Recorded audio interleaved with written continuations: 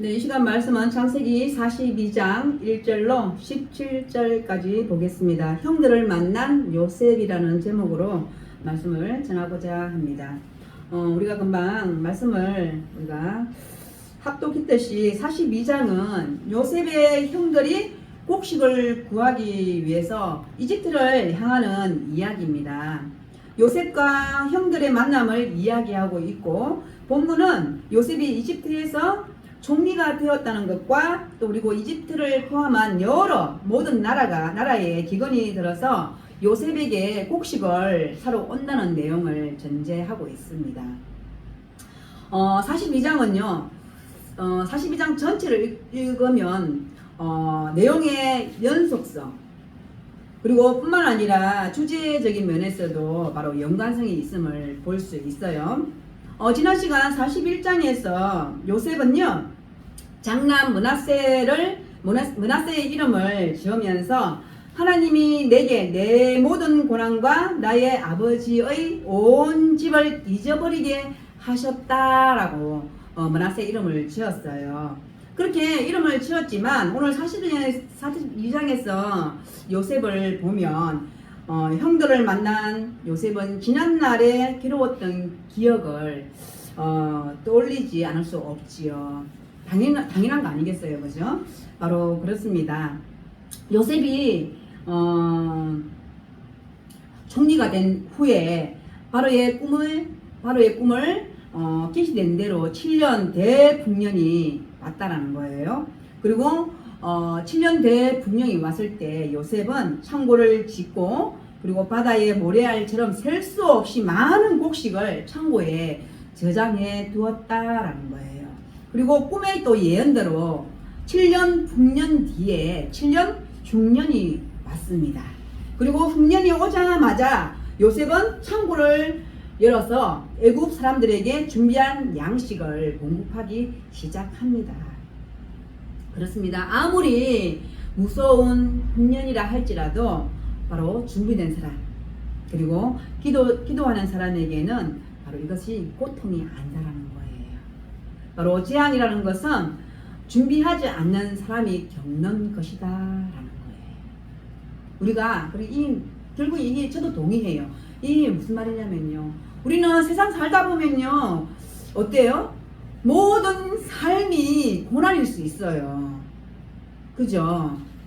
그런데 이 고난 중에 우리가 주님 앞에 엎드리고 또 이 고난을 놓고 주님 앞에 기도하면 이 고난이 어때요?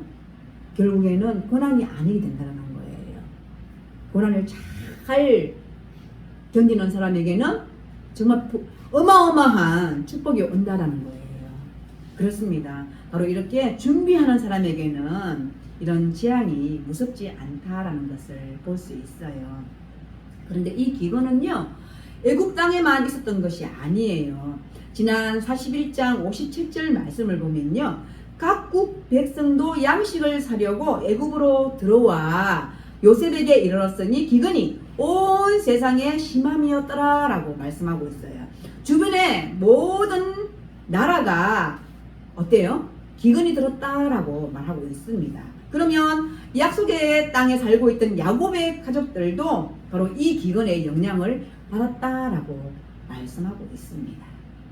그래서 오늘 그 말씀이 이제 시작돼요. 그때예라고 시작해. 그때는 어떤 때예요? 기근이 심할 때예요. 보겠습니다. 42장 1절 2절을 보면 그때에 야곱이 애굽에 곡식이 있음을 보고 아들들에게 이르되 너희는 어찌하여 서로 바라보고만 있느냐. 야곱이 또 이르되 내가 들은즉 저 애굽에 곡식이 있다 하니 너희는 그리로 가서 거기서 우리를 위하여 사오라. 그러면 우리가 살고 죽지 아니하리라 하매. 네. 야곱이 살고 있는 땅에도 극심한 가뭄이 닥쳤다라는 것이에요. 그래서 이제는 애굽에 가서 양식을 사오지 않으면 굶어 죽을 수밖에 없는 상황이 되었습니다. 그런데요 오늘 본문을 통해서 보면요 기근이 있다 흉년이 있다 뭐 이 자체로는 무슨 의미가 있겠습니까? 그리고 살다 보면 그럴 수 있잖아요. 근데 이 자체로는 무슨 의미가 있겠어요. 그런데요 이 사건을 통해서 보면요 하나님의 손에 있기 때문에 이 사건이 하나님 손에 있다라는 거예요. 손에 있기 때문에 놀라운 하나님의 섭리가 전개되는 것을 볼 수 있습니다. 바로 하나님은요, 이 무서운 기근을 요셉과 형들의 만남의 계기를 이용하신다는 거예요. 형들이 그토록 잊어버리고 싶었던 그리고 기억하고 싶지도 않았던 그 요셉을 다시 만나는 계기가 된다라는 거예요. 그리고 이 만나는 이 계기가 요셉도 그리고 형들도 전혀 생각하지 못하는 사건이에요. 그런데 하나님이 그렇게 만드신다라는 것입니다. 3절에서 5절까지 보겠습니다. 요셉의 형 10사람이 애굽에서 곡식을 사려고 내려갔으나 야곱이 요셉의 아우 베냐민은 그의 형들과 함께 보내지 아니하였으니 이는 그의 생각에 재난이 그에게 미칠까 두려워함이었더라. 이스라엘의 아들들이 양식 사러 간 자 중에 있으니 가나안 땅에 기근이 있음이라. 네, 양식을 얻으려고 애굽을 향하는 야곱의 아들들은 10명이다라는 거예요. 근데 왜 10명이 갑니까? 지금 12명이잖아요. 야곱의 아들이 12명이잖아요. 근데 한 명은 요셉이잖아요. 당사자잖아요. 요셉은 이미 잊어버렸어요. 야곱 입장에서 보면요. 잃어버렸어요. 그리고 야곱은 요셉을 잃은 상처가 너무나 컸기 때문에 요셉의 동생 베냐민마저 잃을까봐 베냐민은 애굽으로 보내지 않았다라고 본문에서 말씀하고 있어요. 그래서 야곱의 10 아들들은요, 기근으로 겪는 고통에 떠밀려 어쩔 수 없이 아버지에게 떠밀려서 어쩔 수 없이 양식을 구하러 애굽에 내려갑니다. 한번 6절에서 8절까지 볼게요. 때에 요셉이 나라의 총리로서 그 땅 모든 백성에게 곡식을 팔더니 요셉의 형들이 와서 그 앞에서 땅에 엎드려 절하며 요셉이 보고 형들인 줄을 아나 모른 채 하고 엄한 소리로 그들에게 말하여 이르되 너희가 어디서 왔느냐. 그들이 이르되 곡물을 사려고 가나안에서 왔나이다. 요셉은 그의 형들을 알아보았으나 그들은 요셉을 알아보지 못하더라. 네, 여기서요 6절에서 8절까지 오늘 이 말씀에서 우리는 재밌는 사실을 발견해요. 10명의 형제들이 요셉에게 와서 어떻게 해요? 절을 해요. 요셉에게 무릎을 꿇고 절한다라고 말씀하고 있어요. 이거는 이 현실은 요셉이 17세 때 바로 꿈을 꾸었어요. 바로 이 꿈 그대로 실현되는 장면이다라는 거예요. 근데 요셉의 형들은 이 사실을 모르고 요셉에게 무릎을 꿇고 절을 한다라고 말하고 있어요. 바로 이것이 하나님의 섭리예요. 오늘 아침에 목사님께서 말씀하셨어요. 우리가 우리 생각대로 하면은 우리가 신이지요. 그죠? 그런데 우리의 생각대로 되지 않는 것이 바로 하나님의 섭리다라는 거예요. 형들이 뭐라고 했어요 그때요. 그럼 우리가 너희한테 가서 절하냐? 이렇게 얘기를 했잖아요. 꿈을 꾸었을 때. 근데 지금 어때요?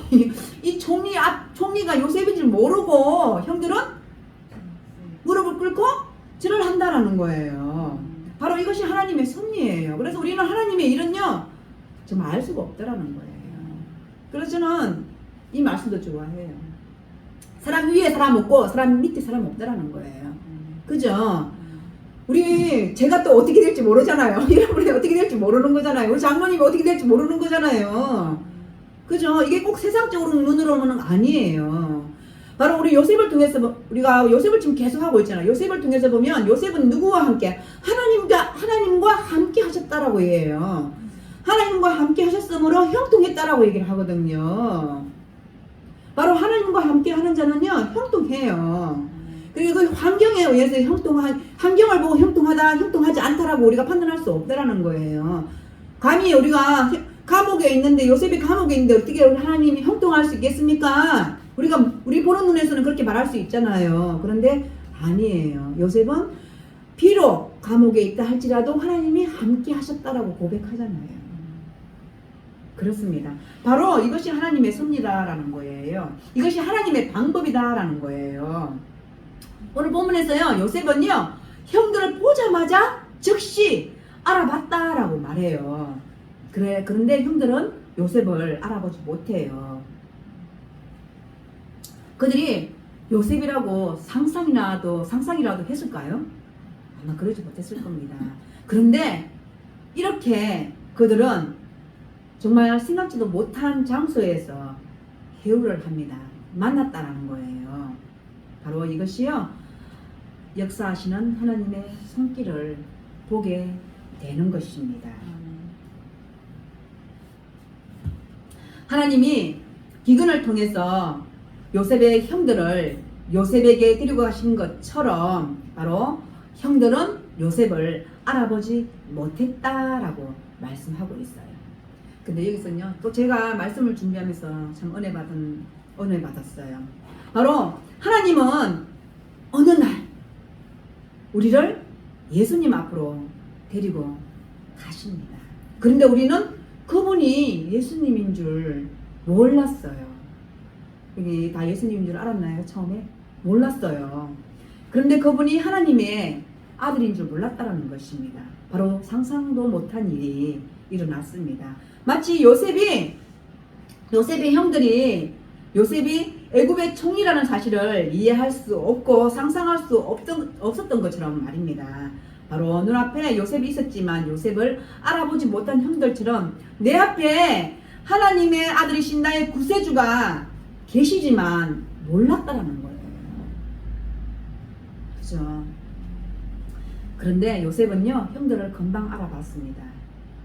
그런데 부분을 통해서 보면요, 요셉은 형들을 모른 채예요. 왜 모른 채 했을까요? 여기에는 특별한 이유가 있습니다. 만약 요셉이요, 그 자리에서 형들을 아는 채 하고 자신의 정체를 밝혔다면 어떻게 되었을까요? 아마 그 형들은 과거의 잘못을 참여해야 할 기회조차 잃어버렸을지도 모른다는 것입니다. 바로 요셉이 형들을 아는 채 하지 않았기 때문에 형들은 자신들의 과거를 돌이켜보고 마음 깊은 곳에서 회개와 참회를 할 수 있었습니다. 그리고 9절에서 13절까지 보겠습니다. 요셉이 그들에게 대하여 꾼 꿈을 생각하고 그들에게 이르되 너희는 정탐꾼들이라 이 나라에 틈을 엿보려고 왔느니라. 그들이 그에게 이르되 내 주여 아니니이다. 당신의 종들은 곡물을 사러 왔나이다. 우리는 다 한 사람의 아들들로서 확실한 자들이니 당신의 종들은 정탐꾼이 아니니이다. 요셉이 그들에게 이르되 아니라 너희가 이 나라의 틈을 엿보러 왔느니라. 그들이 이르되 당신의 종 우리들은 12 형제로서 가나안 땅 한 사람의 아들들이라. 막내 아들은 오늘 아버지와 함께 있고 또 하나는 없어졌나이다. 네, 요셉이요 형들을 어떻게 해요? 정탐꾼들로 지금 몰아가고 있어요. 정탐꾼이 아니라는 것을 요셉은 그 누구보다도 잘 알고 있다는 것입니다. 그런데 그렇게 해서 형들의 진실을 말하게 하려고 한 것입니다. 그래서 형들은요 요셉에게 말합니다. 우리는 정탐꾼이 아닙니다. 우리에게는 아버지가 한 분이 있고 12 형제다라고 말을 했습니다. 그런데 한 형제는 아버지와 같이 있고 한 형제는 잊어버렸다 없어졌다라고 말을 합니다. 그 말은 모두 진실이에요. 그죠? 거짓말을 한 거 아니에요. 형들이요. 네. 그런데 요셉은요 형들을 계속 어떻게 해요? 정탐꾼으로 몰아간다는 것입니다. 왜 그럴까요? 한번 보겠습니다. 14절에서 17절까지 보겠습니다. 요셉이 그들에게 이르되 내가 너희에게 이르기를 너희는 정탐꾼들이라 한 말이 이것이니라. 너희는 이같이 하여 너희 진실함을 증명할 것이라. 바로의 생명으로 맹세하노니 너희 막내 아우가 여기 오지 아니하면 너희가 여기서 나가지 못하리라. 너희 중 하나를 보내어 너희 아우를 데려오게 하고 너희는 갇혀 있으라. 내가 너희의 말을 시험하여 너희 중에 진실이 있는지 보리라. 바로의 생명으로 맹세하노니 그리하지 아니하면 너희는 과연 정탐꾼이라 하고 그들이 다 함께 3일을 가두었더라. 바로 요셉은요 12 형제예요. 12 형제지만 하나는 없어졌다라고 말하고 있고 하나는 아버지와 같이 있다라고 말을 하고 있다는 것입니다. 근데 그걸 내가 어떻게 믿느냐? 요셉이 그러는 거예요. 내가 너희들이 말하는 그 말을 어떻게 믿느냐라고 이렇게 압박을 해요. 그리고 증거를 대라고 얘기합니다. 그 증거를 어떻게 대라고 얘기해요? 집에 남아있는 나머지 한 형제를 데리고 오면 내가 믿겠다라고 말하는 거예요. 그리고 그 형제를 데리고 오지 않으면 모두 돌아갈 수 없다라고 말을 합니다. 어때요? 요셉의 형들은 어때요? 갈수록 더 곤란한 상황에 빠져들게 됩니다. 그래서 그들은요, 자기들의 과거를, 그리고 잊었던 동생에 관한 사건과 아버지에 관한 이야기를 하나씩 토해낸다라는 것입니다. 바로 이집트의 총리라는 사람이 자기들을 정탐꾼으로 의심하고 있기 때문에 기억하고 싶지 않은 그 과거의 비밀을 어떻게 해요? 덜쳐낼 수밖에 없었다라는 거예요. 그런 상황을 만들었다는 것입니다. 바로 숨겨놓은 그 죄악들을 하나씩 덜쳐내야 했다라는 것입니다. 바로 형들을 모르는 채 하는 요셉, 그리고 형들을 4번이나 정탐꾼으로 모는 요셉, 그리고 이런 요셉의 태도는요, 비정하고 잔인한 모습이 아니다라는 것입니다. 왜 이렇게 했을까요? 왜 이렇게 4번이나 정탐꾼으로 몰아갔을까요? 바로 요셉의 형들을 궁지로 몰아가는 과정 속에서 하나님은 형들을 만지시기를 원했어요. 그리고 숨어 있는 그 죄악을 포슬하게 만들었다는 것입니다. 그리고 잊고 싶었던 그 과거를 회상하게 하셨다라는 것입니다. 그리고 그 죄악을 씻어주시고 덮어주시고 다시 만지시는 분은 하나님이시기 때문에 바로 그것을 다 드러내기를 요셉은 바랬다라는 것입니다. 그렇습니다. 우리에게도 살아가면서 우리 스스로 짓는 자범죄가 있잖아요. 그죠? 스스로 살아가면서 우리가 짓는 죄가 있단 말이에요. 그리고 잊어버리고 싶었던 것도 있단 말이에요. 그죠? 생각하고 싶지 않은 그런 것도 있잖아요. 그런데 바로 오늘 말씀을 통해서 우리는 하나님 앞에 진정한 회개와 참회를 경험해야 된다라는 것입니다. 바로 요셉이 형들에게 이렇게 기회를 준 것처럼 하나님은 우리에게 늘 동일하게 기회를 주고 계신다라는 것입니다. 바로 우리가 진정한 회개와 참회를 할 때에 바로 우리는 하나님 앞에 용서받고 치유받고 새롭게 된다라는 것입니다. 그리고 하나님이 이 회개를 통해서 정결한 마음을 우리에게 주신다라는 것입니다. 그래서 우리는요, 이미 하나님께 용서를 받았어요. 바로 예수님은요, 우리 죄를 이미 용서하셨다라는 거예요. 그래서 우리는요, 하나님 참으로 감사합니다, 이렇게 고백하면 된다라는 것입니다. 바로 우리의 죄를 드러내는 과정에서요, 바로 진정한 참회, 진정한 용서, 진정한 감격, 진정한 기쁨을 우리는 하나님을 통해서 누릴 수 있어야 된다라는 것입니다. 바로 요셉은요, 정말 지혜로운 사람이에요. 형들을 알아봤지만 바로 형들에게 이렇게 참여할 수 있는 그 기회를 열어주었다라는 것입니다. 그래서 나중에는 어때요? 진정한 그런 기쁨의 만남을 이루게 된다는 것입니다. 바로 이것이 하나님이 주신 섭리다라는 거예요. 우리도 우리가 세상을 살아가면서 우리가 어쩔 수 없이 또 아니면 또 하다 보니 이런 경우가 생길 수도 있잖아요. 그렇지만 요셉과 같은 그런 지혜로 우리가 잘 하나님과 교통하면서 지혜롭게 잘 헤쳐나갈 수 있는 저와 여러분이 되기를 원해요. 그래서 하나님께 이 세상 살아가면서 영적으로도 우리가 또 이 세상적으로도 축복받는 그런 저와 여러분이 되기를 기도합니다. 기도하시겠습니다. 하나님 감사합니다. 하나님이 예수님이 우리에게 오신 걸 우리는 몰랐습니다. 하나님 우리를 또 그 핏값으로 또 구원해 주셨사오니 하나님 아버지 예수 그리스도의 이름으로 우리는 더욱 승리하며 나갈 수 있는 우리 모두가 될 수 있도록 주님 도와주시옵소서. 이 세상 살아갈 때에 요셉에게 주신 그 지혜 저희들에게도 있게 하시고 지혜롭게 잘 이 세상을 잘 살아드릴 수 있는 우리들이 되게 하여 주시옵고 하나님께 영광 드릴 수 있는 그런 믿음의 사람들이 될 수 있도록 주님 축복하여 주시옵소서. 감사합니다. 예수님의 이름으로 기도드립니다. 아멘.